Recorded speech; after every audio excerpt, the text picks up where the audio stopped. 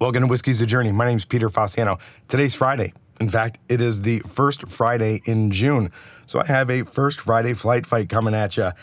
And I got to tell you, when I first had the idea to do this one, I was really looking forward to it. I was waiting for a Wild Turkey 12 to show up in the mail so I can do this. So based on the thumbnail, this is going to be a Wild Turkey first Friday flight fight. Now, if you are not familiar with this episode, I'm taking Distillery. Today is Wild Turkey. I do a selection from their core lineups or just from the distillery, and I put them up against one another. I have them stickered here on the bottom so I can kind of keep track of what it is that I'm drinking. And then at the very end of the video, I will reveal to myself which one I like the most and then what I have been drinking. As I go through the lineup, I will flash the bottles. Actually, as I start tasting them, I will flash the bottle up so you have an idea of what it is that I am tasting as I am going. This first Friday flight fight is automatically going to be included into my June giveaway. If you're interested in supporting the channel, just do me a favor, read the rules that are found in the description below, and then you can choose 6 2-ounce samples of anything else that are reviewed in the month of June. So what I will end up doing is nose them right to left, jot down some notes, taste them right to left, jot down some notes, go off air, kind of A/B compare them, get my thoughts together, verify the notes that I initially got, put them in an order, and then reveal to myself what it is that I've been drinking. If this sounds good to you and you're not subscribed to the channel, do me a favor, subscribe to the channel, turn that bell notification on because I produce videos every Monday, Wednesday, and Friday. All right, so let's go ahead and get this blind going with glass number 1. All right, I think I might have a very difficult time with this one. We did, and when I say we, my brother-in-law, John, and my sister, Mary Bridget, we went through and tasted some of these. We also threw in or had in this lineup the newest version of the Wild Turkey 101 along with the Long Branch. So this is a little bit of a, I guess, a different lineup that we did maybe a month ago now. But we had a hard time, or at least I had a hard time, looking at or seeing the difference between some of the Wild Turkey 101s, the 8-year, the regular one, and the Jimmy Russell 70.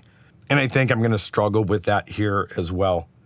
I don't think my palate and nose is sharp enough to actually distinguish the difference between these close of a relationship, or at least this close of a relationship of specific bottles.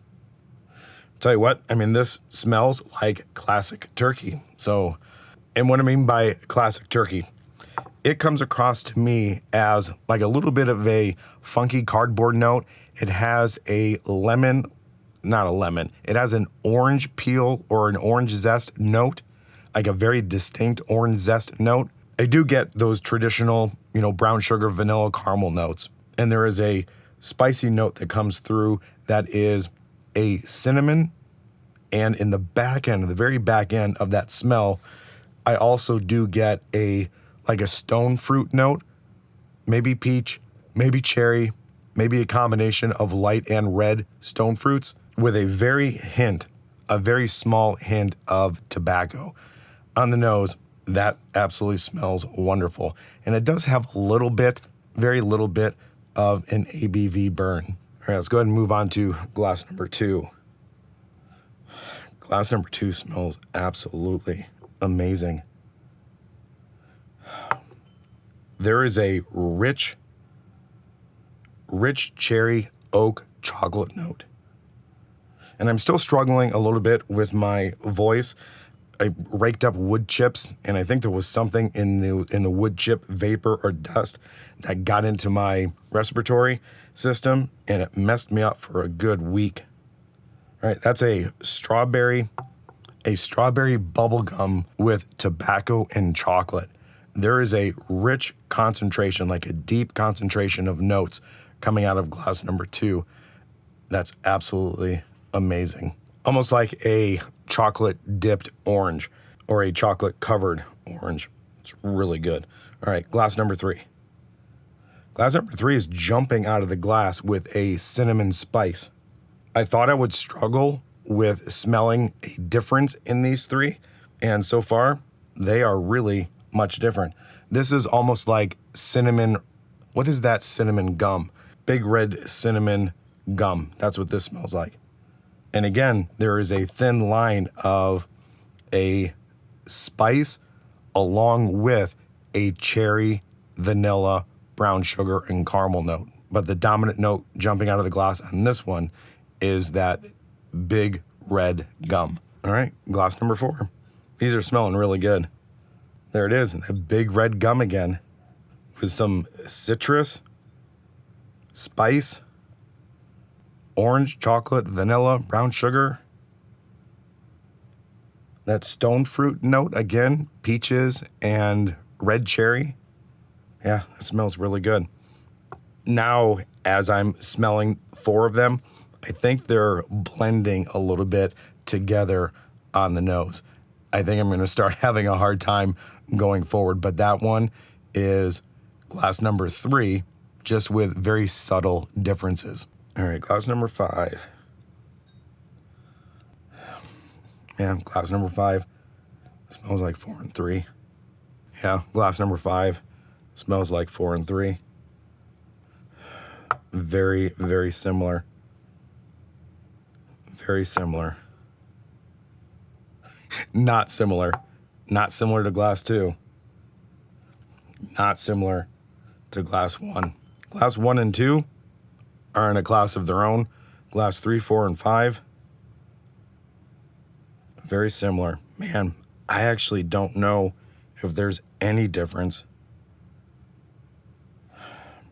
between 4 and 5.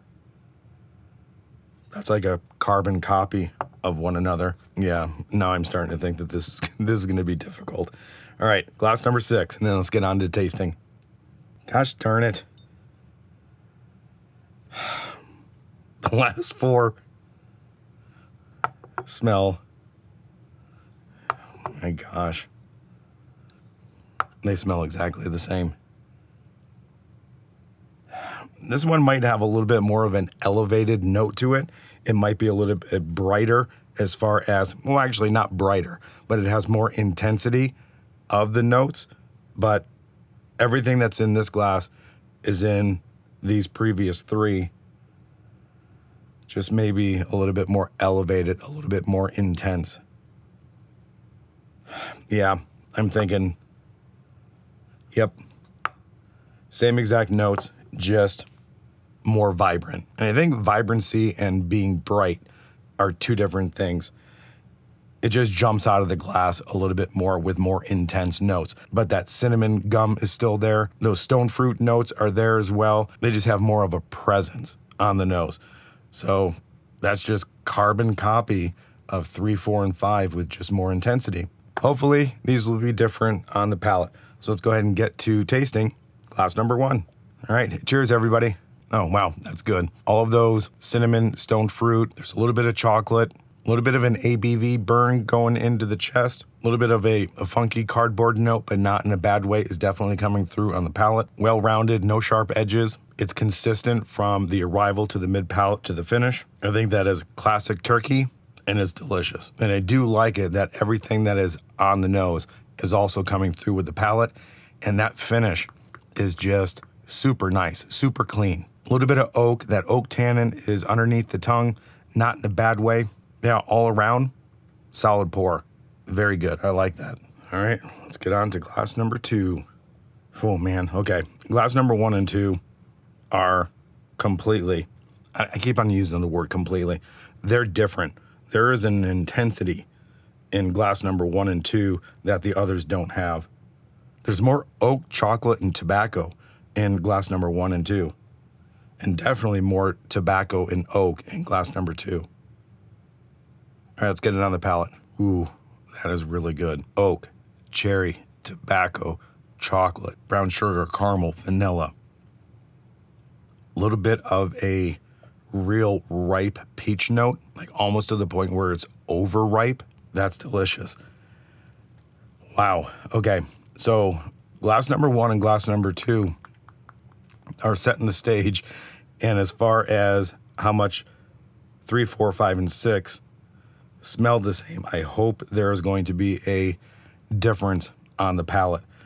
1 and 2 are going to be very difficult to beat. All right, that's really good. Okay, glass number 3 on the palate. Cheers, everyone. All right, coming off of glass number 1 and 2, glass 3 falls a little flat. Based on what I was getting on the nose, that big red gum, the cinnamon, all of that is very subtle on the palate, but it is very thin, very nondescript. Nothing is really jumping out. A little bit of bitterness, like over the top bitterness underneath the tongue. That was not there in glass number 1 and 2. I would say it's a little bit more cinnamon dominant than the vanilla brown sugar and those, red stone fruits. Good, but not great. And a little bit nondescript or forgettable. But again, I'm comparing that to glass number 1 and 2. So let me go ahead and get a rinse of water, move on to glass number 4. All right, glass number 4. Yeah, that's crazy how much of those smell the same and how much different. 2 and 1. Holy cow. I have an idea of what those are. But let's get number 4 on the palate. Man, nothing wrong with that one. Good, easy, sipping, citrus.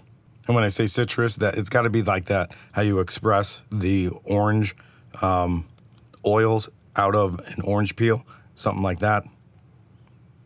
All very subtle notes of caramel, vanilla, brown sugar, more elevated than glass number 3. Very well-rounded, good tasting bourbon. Dare I say, just your prototypical vanilla, brown sugar, caramel, cherry, a little bit of orange citrus. I'm missing the tobacco and chocolate notes that were in glass 1 and 2, but it's definitely offering more than glass number 3. That's good.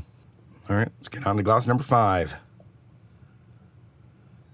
Okay, glass number 5.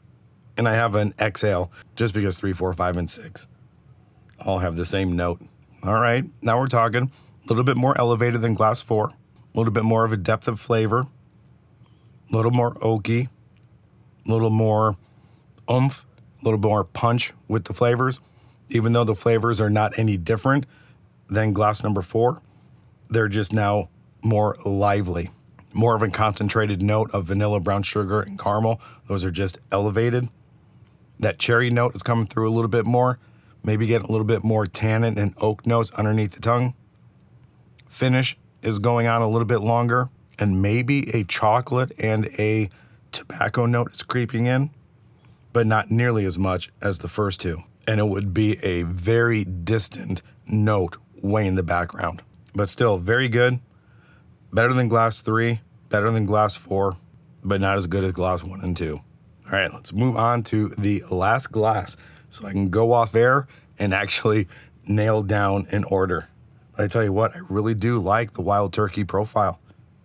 It's just classic. All right, let's go ahead and get this thing on the palate. All right, I think it took a little bit too big of a sip there, but as I progress from glass 3, 4, 5, and 6, each one of the notes got more and more and more elevated, more pronounced, deeper, richer, more concentrated. The oak is elevated, the chocolate, the tobacco, the brown sugar, vanilla, caramel, all of those notes as I was progressing through got better and better and better, got more and more rich.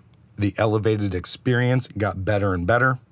I think this is going to be a pretty easy order as far as 6th, 5th, 4th, and 3rd. 1st and 2nd are going to be a difficult choice. So what I'm going to end up doing here is go off air. I really do need to compare 3 and 4 and 5 and 6 against one another. Once I have an order there, I really need to concentrate on glass 1 and 2. There's a clear division here. The bottom two are definitely going to be number 1 and number 2, and the rest are probably going to be in order 6, 5, 4, 3. But these are going to vie for 2nd and 1st place. All right, so nothing has changed. The division here is clear. Glass 1 and 2 are vying for 1st and 2nd place. As I went down, you can probably tell glass 3, 4, 5, and 6 are in that exact order. Glass 3 is coming in 6th place, 5th place, 4th place, and 3rd place. I only tasted this one more time, didn't really need to go back to it again.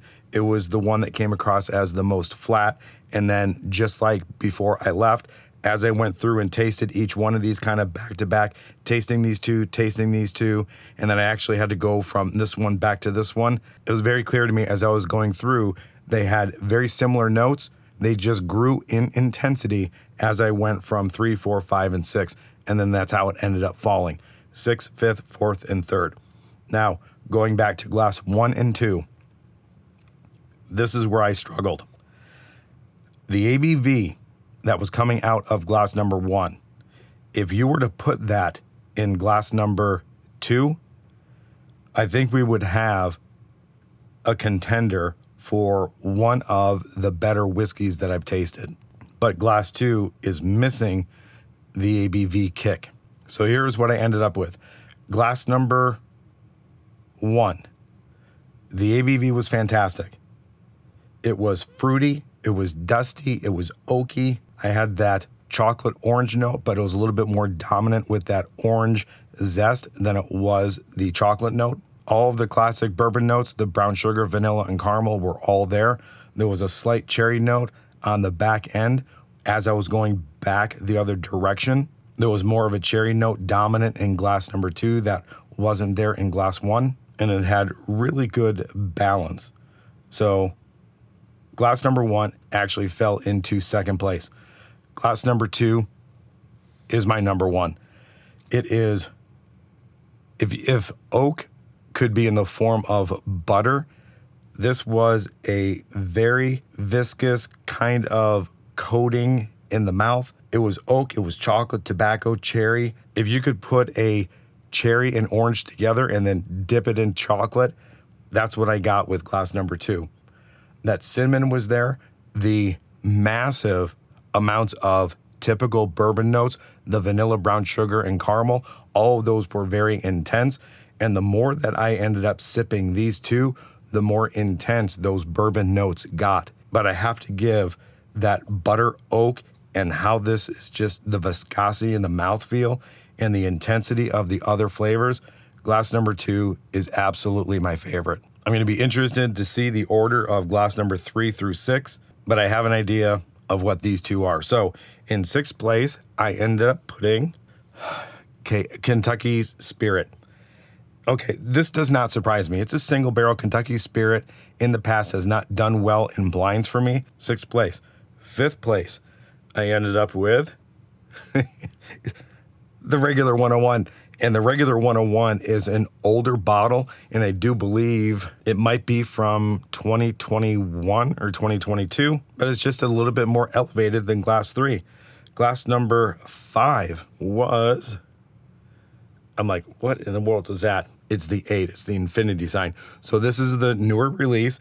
This is, okay, so this is actually, all right, this is panning out. And then this one, I was gonna say, it has to be. So this one is the Jimmy Russell 70 anniversary release. Flat Kentucky Spirit 101, 8-year, 70th anniversary. I think that kind of played out in my head the way that I envisioned it would. Glass number 1 and 2, I'm guessing this is the 12, and this one's gotta be the rare breed based on what I was getting with the elevated ABV. So rare breed and the 12. I tell you what, I don't know why Wild Turkey does not release the 12-year in the United States. If this had a little bit more of the ABV punch that Rare Breed has, this would possibly be the best-selling Wild Turkey product out there. It would be, and it is, that good. I am shocked that they don't have this released in the United States. So that's where I'm going to leave it. Wherever you are at in your journey, I hope you're enjoying it, and we'll see everybody later. Bye.